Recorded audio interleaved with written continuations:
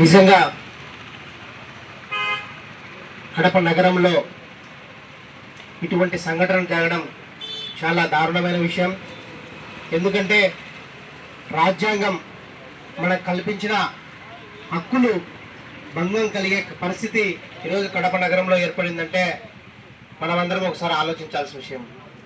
ఏ రోజైతే ఈ ఇంటిని అర్ధరాత్రి అల్లరి మూకలు వచ్చి వాళ్ళు నిర్దాక్షిణ్యంగా ఒక మాజీ సైనికులకు వాళ్ళు ఉన్నటువంటి నివసించే ఇంట్లో వాళ్ళందరినీ బయటికి లాగి ఇళ్ళను కూటికి వేశారంటే దీని వెనుక ఉన్నట్టు శక్తులు వాళ్ళ బలమైన శక్తులు కాబట్టి ఇప్పటికీ ఈ కుటుంబానికి న్యాయం జరగలేదని మనందరం కూడా తెలుసుకుంటున్నాం. ఎందుకంటే జరిగిన వెంటనే వైఎస్ఆర్ కాంగ్రెస్ పార్టీ తరఫున మా మాజీ ఉప ముఖ్యమంత్రి అంజద్ బాషా గారు, అలాగే మాజీ మేయర్ సురేష్ బాబు గారు ఇక్కడికి వచ్చి వాళ్ళ కుటుంబానికి అండగా ఉంటామని చెప్పి తెలియడం జరిగింది.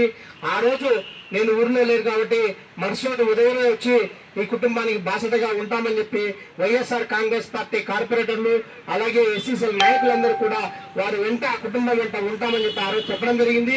వీరికి మద్దతుగా ఒకరోజు నిరాదీక్ష కూడా వైఎస్ఆర్ కాంగ్రెస్ పార్టీ తరఫున మేము కూర్చోవడం జరిగింది. కానీ ఇన్ని విధాలుగా ఇంత నడిబొట్టులో జరుగుతున్నా కూడా అధికారులకు నిమ్మకు నీరెట్లట్టు ఉందంటే అధికార పార్టీ నాయకులకు తొత్తులుగా వ్యవహరిస్తున్న ఈ కలెక్టర్ గారు, ఎస్పీ గారు నిజంగా మనం వాళ్ళని చూసి ఈ కడప నగరంలో భారత రాజ్యాంగం నడుస్తుందా లేకపోతే రెడ్ బుక్ రాజ్యాంగం నడుస్తుందా అని చెప్పేసి మనందరం కూడా ఆలోచించాల్సిన అవసరం ఉంది.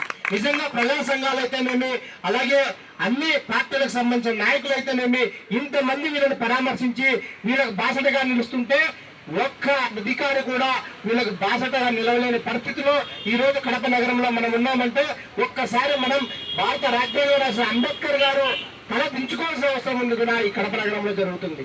ఇదే కాదు, కడప నగరంలో అనేక సంఘటనలు ఏదైతే కూటమి ప్రభుత్వం వచ్చినప్పటి నుంచి కూడా వాళ్ళ అరాచకానికి అడ్డు అదుపు లేకుండా పోతుంది. మైనింగ్ మాఫియా అయితేనేమి, లిక్కర్ మాఫియా అయితేనేమి, ఏదైతే పేదలకు సంబంధించిన ఇళ్లను ఆక్యుపై చేసుకునే కార్యక్రమం అయితేనేమి వాళ్ళు వచ్చినప్పటి నుంచి అరాచక పాలన కొనసాగుతుంది. ఈ అరాచకాన్ని ఖచ్చితంగా వైఎస్ఆర్ కాంగ్రెస్ పార్టీ ధీటుగా ఎదుర్కొంటుంది. వాళ్లకు ఎక్కడ ఏ అన్యాయం జరిగినా వైఎస్ఆర్ కాంగ్రెస్ పార్టీ వాళ్ళకు బాసటగా నిలుస్తుందని చెప్పి తెలియజేసుకుంటున్నాము. అలాగే రాబోయే కాలంలో కూడా మా పార్టీ ఎల్లప్పుడూ వీళ్ళకి అండగా ఉంటుందని, ఎప్పుడు ఏ నిర్ణయం తీసుకున్నా మేము వాళ్ళ ఇంటంబడే నడుస్తామని చెప్పి తెలియజేస్తూ రాబోయే కాలంలో వీళ్ళకి ఖచ్చితంగా న్యాయం చేసేంత వరకు మనందరము ఏవైతే సంఘాలు వచ్చాయో వాళ్ళందరూ కూడా కలిసికట్టుగా ముందుకు పోదాం. వాళ్ళందరితో పాటు మేము కూడా ముందుకు వస్తామని చెప్పి తెలియజేస్తూ ఈ అవకాశం ఇచ్చిన పెద్దలకు ధన్యవాదాలు తెలుపుకుంటూ సెలవు తీసుకుంటున్నాం.